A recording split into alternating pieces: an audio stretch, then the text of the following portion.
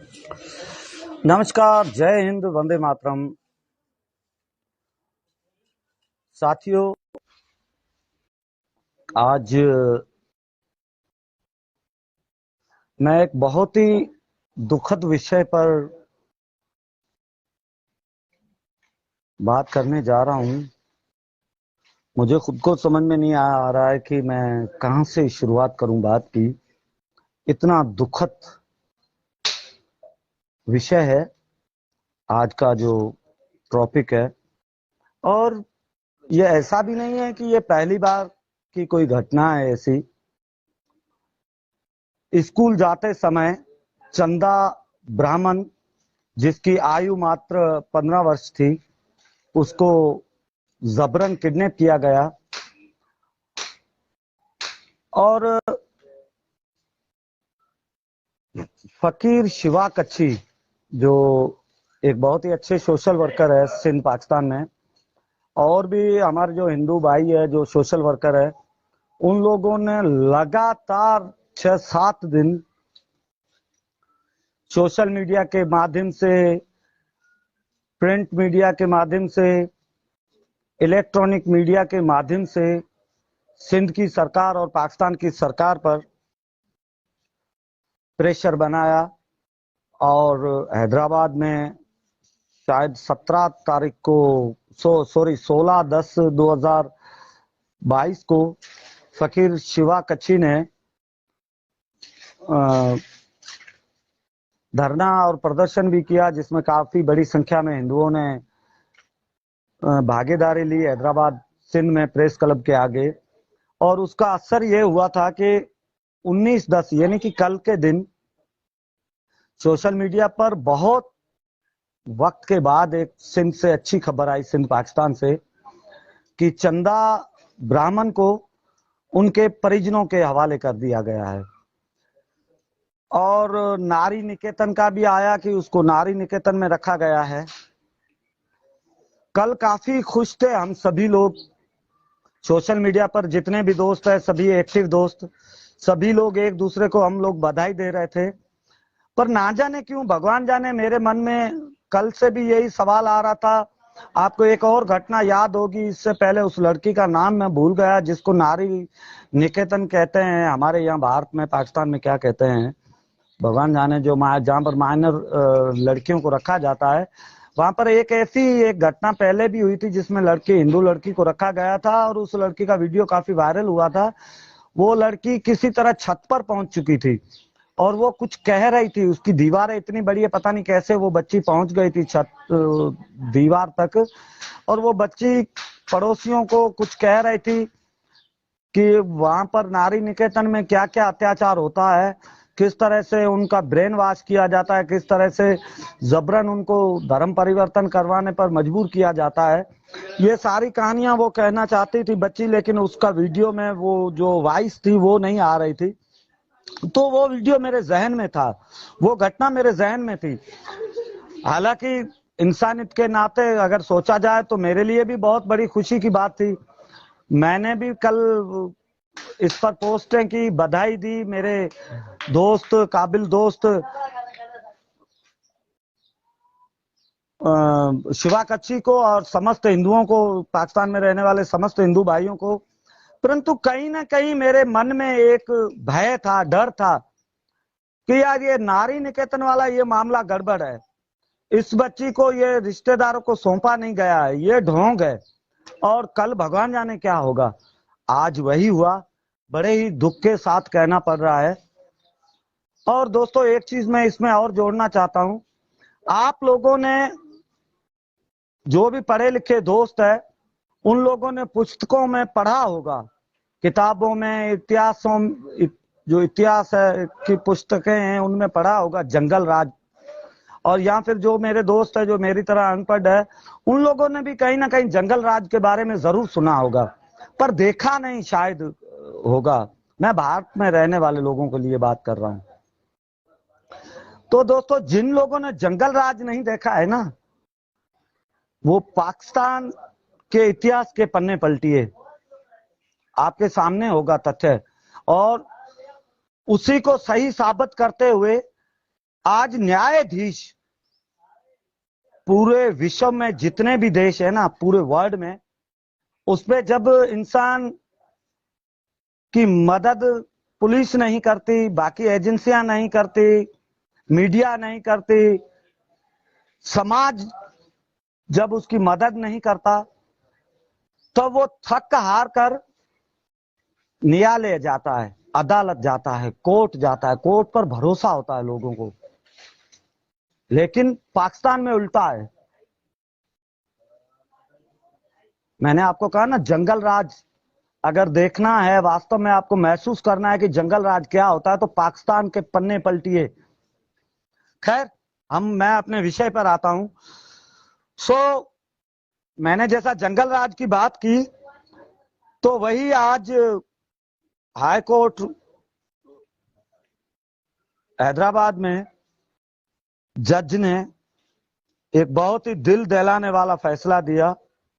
चंदा को जिसने गन पॉइंट पर किडनैप किया था, किडनैपर, उसके हवाले किया चंदा को, चंदा ब्राह्मण को।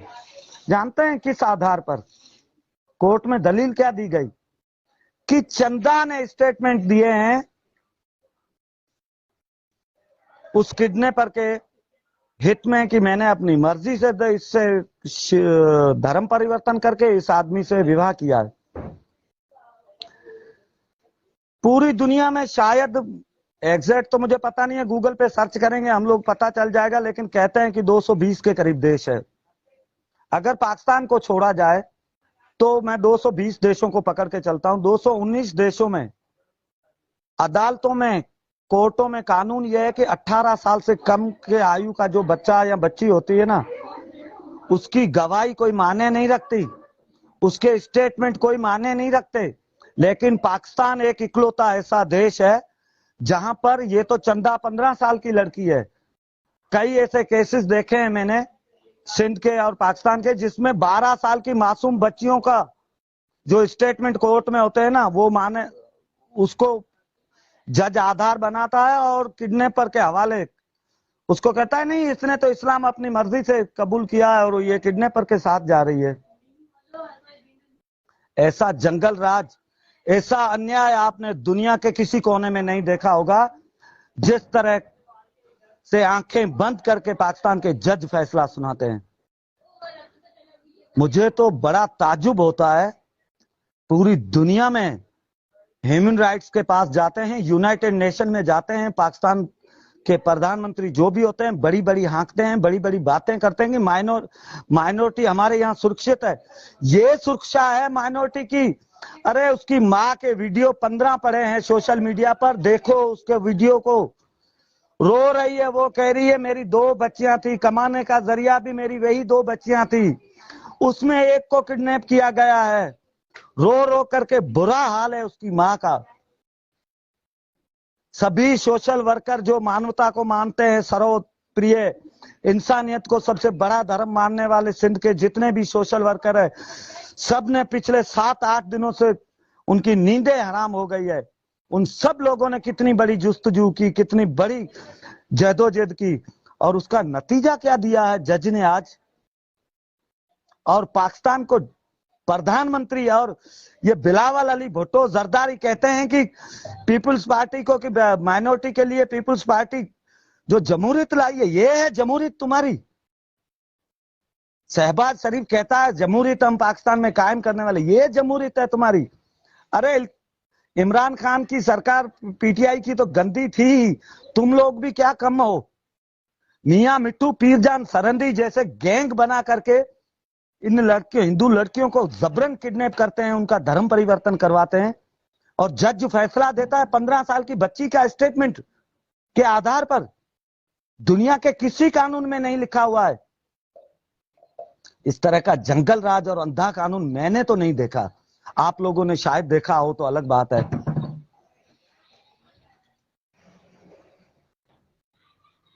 बात केवल चंदा की नहीं है। इन 2 हफ्तों में सोशल मीडिया पर आप लोग एक्टिव होंगे, 7 वाकयात हुए हैं।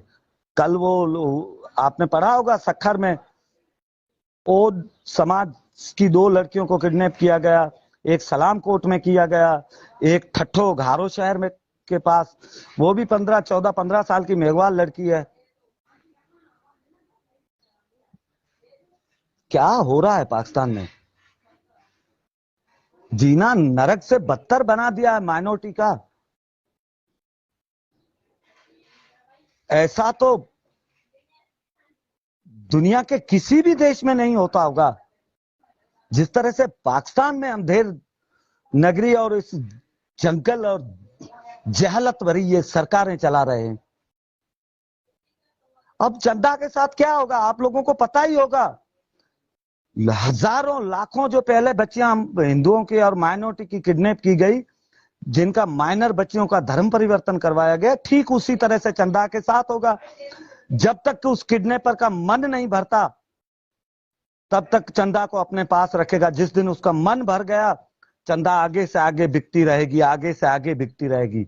ह्यूमन ट्रैफिकिंग होगी, वेश्यावृत्ति के धंधे में धकेला जाएगा, जैसे हमारी पहले माइनॉरिटी के हजारों बच्चियों के साथ हुआ है। यही तो होता आ रहा है पाकिस्तान में।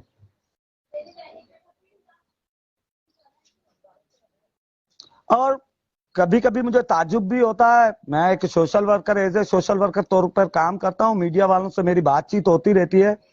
मीडिया वाले और भी लोकल लोग और बाकी जो पूछते हैं लोग, प्रशासन वगैरह, कि यार तुम लोग भारत आते हो, पाकिस्तान छोड़ करके क्यों आते हो, पाकिस्तान से माइग्रेट क्यों करते हो? उन लोगों को मैं बताना चाहता हूं, इसके लिए हम माइग्रेट करते हैं। जिन लोगों ने भी माइग्रेट किया है ना पाकिस्तान से, उन्होंने कभी अपनी बारी आने का इंतजार नहीं किया। उन्होंने देखा कि यार ये हो रहा है, पड़ोस में हो रहा है, कल भगवान ना करे हम लोगों की बारी आ जाए। इसीलिए अपनी बहन बेटियों की इज्जत को सुरक्षित बनाने के लिए, अपना धर्म बचाने के लिए भारत में शरण लेते हैं। हम लोगों ने भी मेरे साथ जिन लोगों ने भी माइग्रेट किया है, कितना बड़ा हम लोगों नुकसान उठाते हैं। 7 पुश्तों से हम, जो 7 पीढ़ियों से हम लोगों ने वहां पर मेहनत की, कुछ ना कुछ तो बनाया होगा, कुछ ना कुछ तो कमाया होगा। वो सब कुछ छोड़ छाड़ के आना पड़ता है। 1 रुपए वाली चीज है ना 25 पैसे में बेचनी पड़ती है।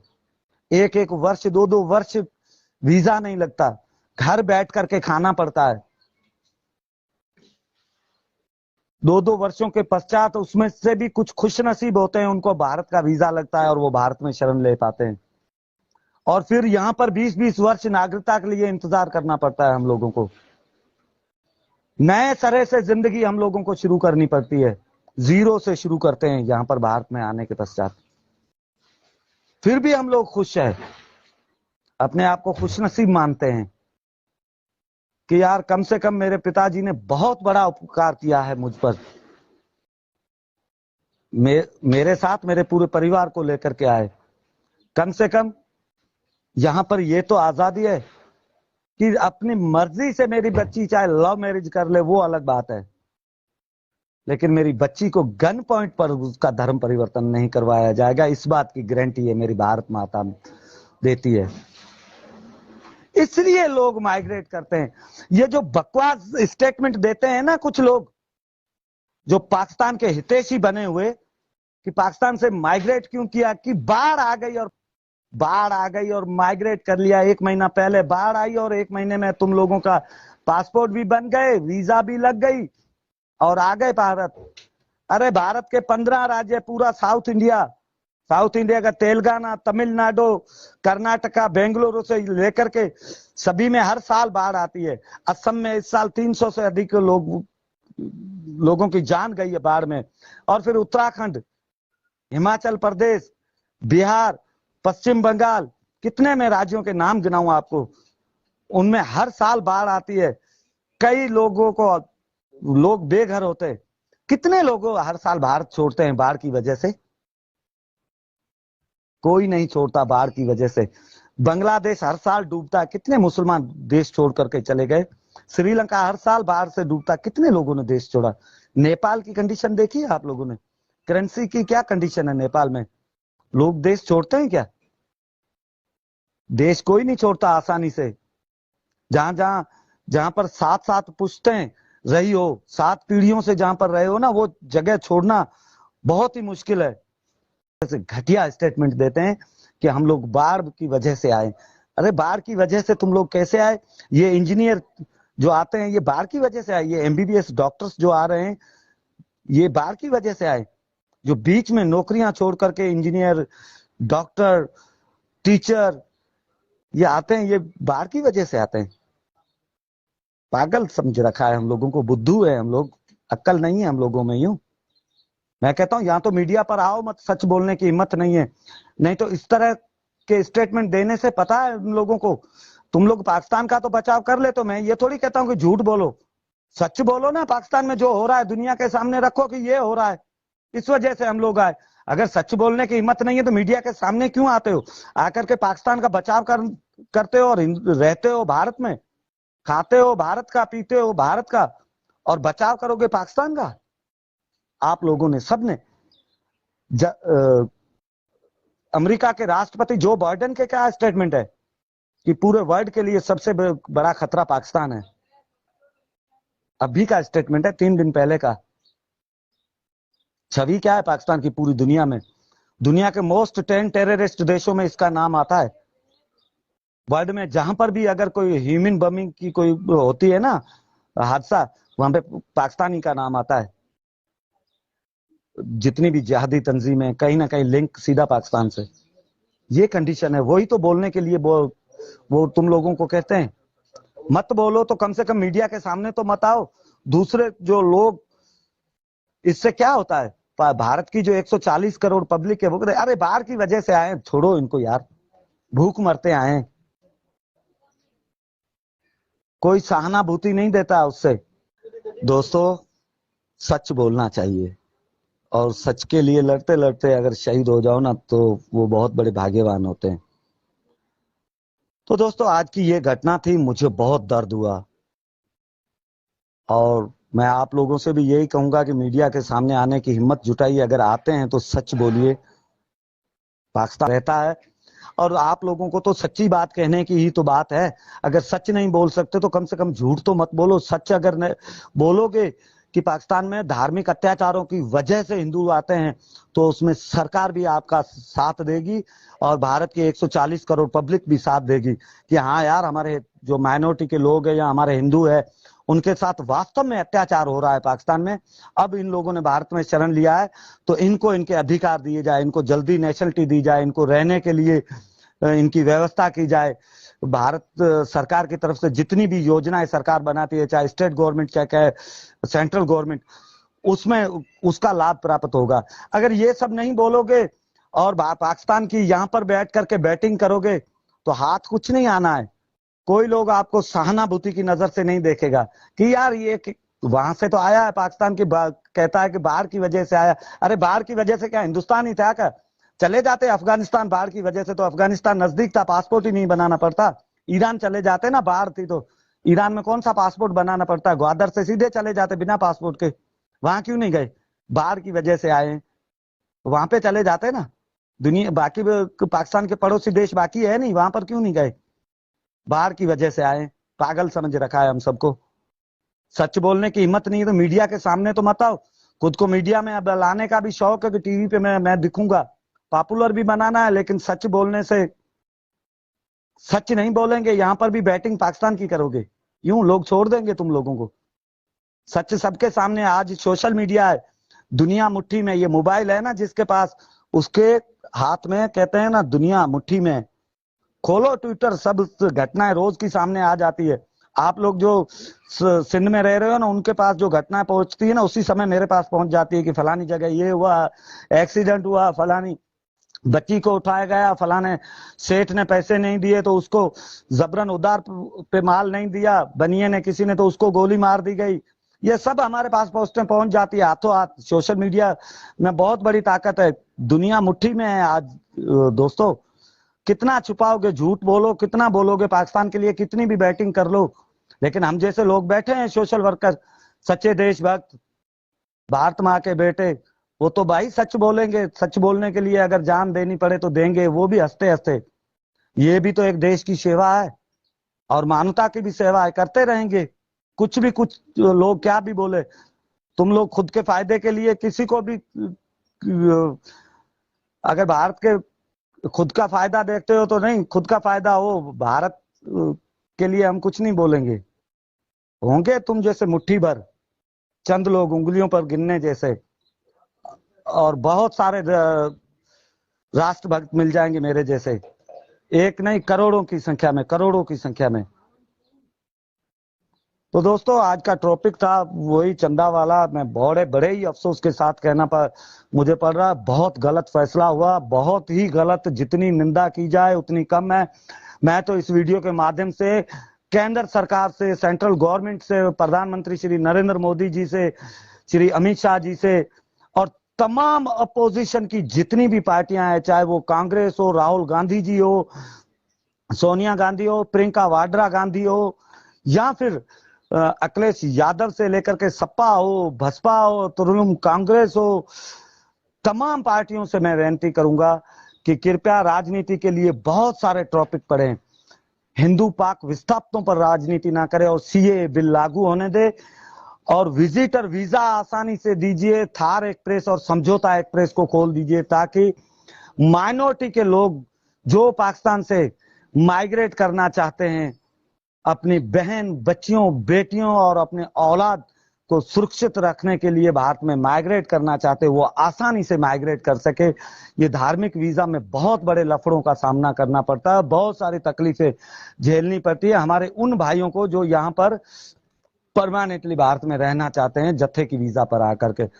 मेरी केंद्र सरकार से, केवल भारतीय जनता पार्टी ही नहीं, तमाम अपोजिशन की पॉलिटिकल पार्टियों से और भारत में तमाम सोशल वर्कर और जितने भी हिंदूवादी संगठन या बाकी जो मानवता के लिए सोशल वर्किंग का जो काम करते हैं, आरएसएस, राष्ट्रीय सेवक संघ, वीएचपी, विश्व हिंदू परिषद, बजरंग दल, शिवसेना से लेकर के मैं सभी से विनती करता हूं, कृपया करके आप केंद्र सरकार पर प्रेशर बनाइए कि वीजा में सरलीकरण हो, विजिटर वीजा दी जाए। धार्मिक वीजा मैं ये नहीं कह रहा हूं कि बंद की जाए, धार्मिक वीजा के साथ साथ विजिटर वीजा देकर के थार एक्सप्रेस को पुनर्चालू किया जाए, ताकि समझौता एक्सप्रेस को भी, प्लस समझौता एक्सप्रेस और थार एक्सप्रेस दोनों को पुनर्चालू किया जाए, ताकि हमारे हिंदू भाई भारत में आसानी से शरण ले सके और यात्राएं कर सके, धार्मिक यात्राएं।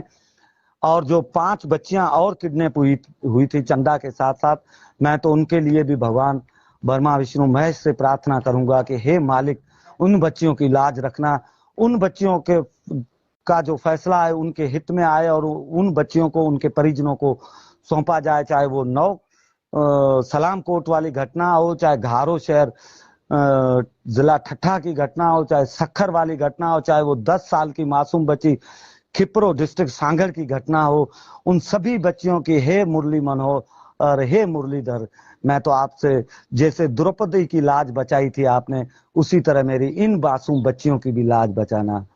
अगले वीडियो में मिलूंगा दोस्तों, तब तक अपनी वाणी को विराम देता हूं। जय हिंद, वंदे मातरम।